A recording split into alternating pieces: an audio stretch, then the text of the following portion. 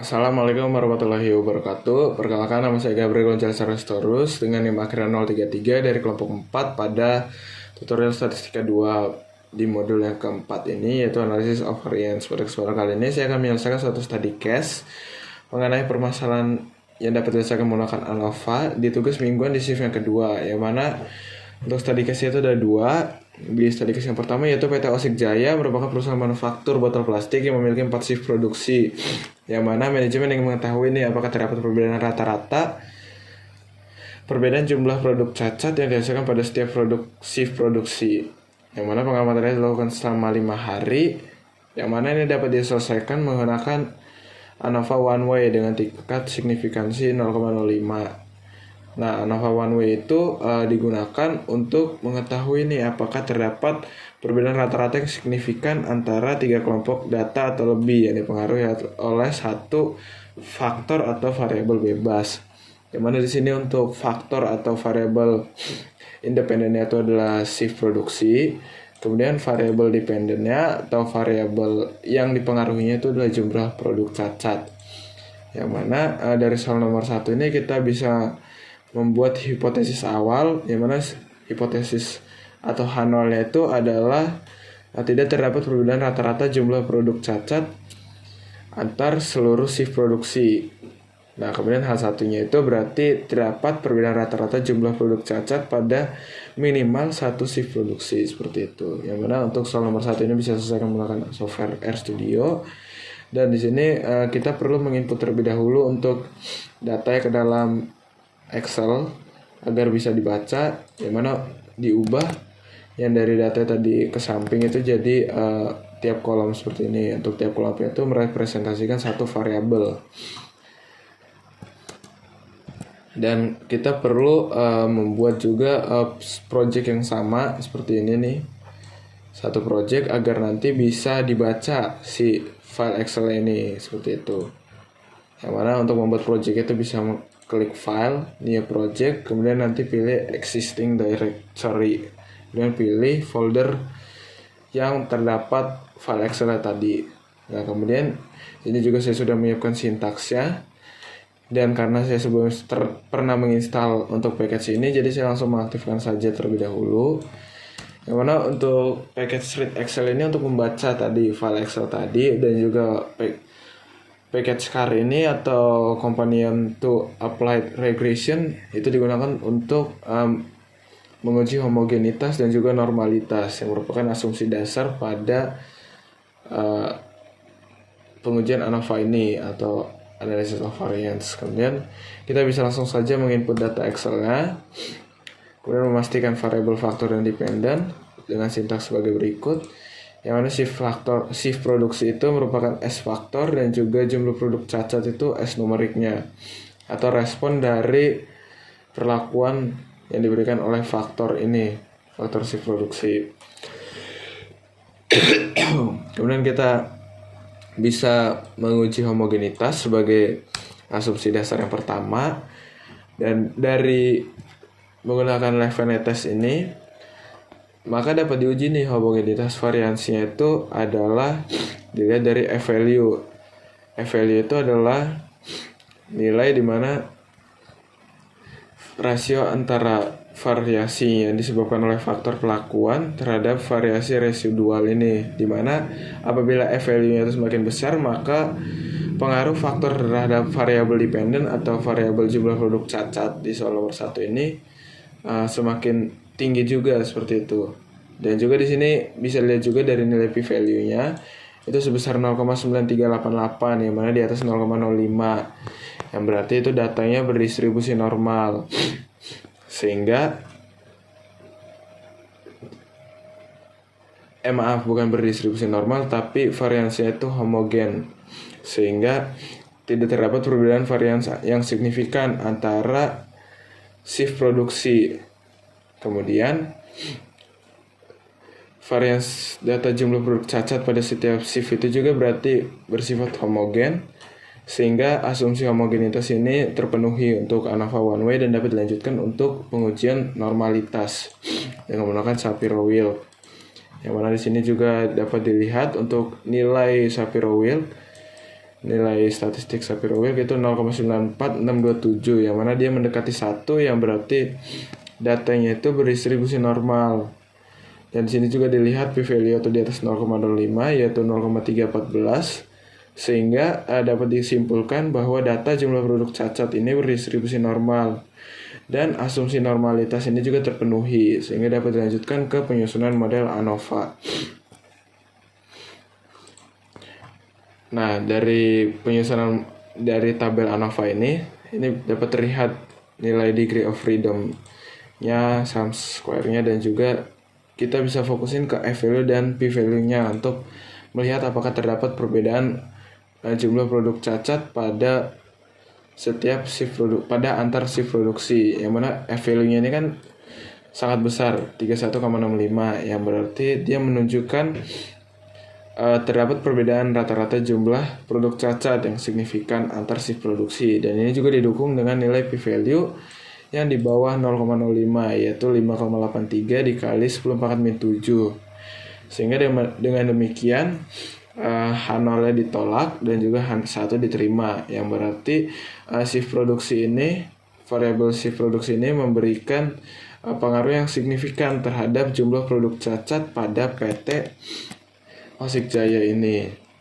Nah, kemudian kita bisa lanjut ke soal nomor 2, yang mana untuk soal nomor 2 ini ada PT Evalion Pack, merupakan perusahaan manufaktur kemasan plastik dalam proses produksi. Perusahaan menggunakan beberapa jenis material, yaitu material plastik, dan menerapkan variasi suhu cetakan, di mana manajemen yang mengetahui apakah jenis material, suhu cetakan, serta interaksi keduanya berpengaruh terhadap jumlah produk cacat. Yang dimana ini untuk tabelnya, dan karena dia menggunakan lebih dari satu variabel yang mempengaruhi, maka kita menggunakan analisis ANOVA 2 arah dengan tingkat signifikansi 5% untuk menentukan bagaimana kesimpulan mengenai efek utama dan interaksi antar variabel. Nah, analisis ANOVA 2 arah ini kan digunakan untuk menganalisis pengaruh dua faktor atau dua variabel bebas terhadap satu variabel terikat secara bersamaan. Yang mana untuk variabel bebas itu kan berarti ada jenis material dan juga suhu cetakan. Terhadap variabel terikat yaitu jumlah produk cacat. Selain itu, uji ANOVA 2 arah ini juga digunakan untuk mengetahui apakah ada interaksi antara kedua faktor tersebut, baik jenis material dan suhu cetakan terhadap jumlah produk cacat juga. Sehingga analisis ANOVA 2 arah ini berarti dia mempunyai 3 uji hipotesis, yang mana untuk hipotesis pertama itu adalah efek utama jenis material, yang mana H0 itu tidak terdapat pengaruh signifikan jenis material terhadap jumlah produk cacat, dan H1-nya itu berarti terdapat pengaruh signifikan. Kemudian untuk hipotesis kedua itu adalah efek utama suhu cetakan, yang mana H0 sama, yaitu tidak terdapat pengaruh yang signifikan pada suhu cetakan terhadap jumlah produk cacat, yang mana H1-nya itu berarti terdapat pengaruh signifikan. Kemudian uji hipotesis yang ketiga itu adalah untuk mengetahui interaksi antar variabel, berarti interaksi antara jenis material terhadap suhu cetakan, yang mana untuk H0 itu berarti tidak terdapat interaksi signifikan terhadap jenis material dan suhu cetakan terhadap jumlah produk cacat. Kemudian untuk H1-nya itu berarti terdapat interaksi signifikan terhadap antara jenis material dan suhu cetakan terhadap jumlah produk cacat, seperti itu. Yang mana ini dapat diselesaikan kembali dengan menggunakan software RStudio. Karena kita perlu menginput terlebih dahulu untuk soalnya ke dalam software RStudio. Kemudian mendefinisikan kembali untuk faktor dan variabel dependennya. Yang mana untuk faktornya tadi itu ada 2 atau efek utama, yaitu jenis material dan juga suhu cetakan, dan variabel dependennya atau variabel terikat itu adalah jumlah produk cacat. Kemudian sama seperti ANOVA one way, kita perlu menguji asumsi-asumsi dasar agar analisis ANOVA ini dapat dilanjutkan. Yang mana kita menguji homogenitas data terlebih dahulu dengan menggunakan Levene test. Nah, di sini terlihat nih untuk F value-nya itu 0 dan juga P value-nya itu 1. Mana P value-nya ini berarti sempurna. Sehingga tidak terdapat perbedaan varians yang signifikan antara seluruh kombinasi kelompok perlakuan, yaitu kombinasi antara jenis material dan suhu cetakan terhadap jumlah produk cacat itu tidak ada perbedaan varians. Yang mana dengan demikian varians jumlah produk cacat bersifat homogen sehingga ANOVA 2 ini dapat dilanjutkan dan asumsi pertama ini terpenuhi.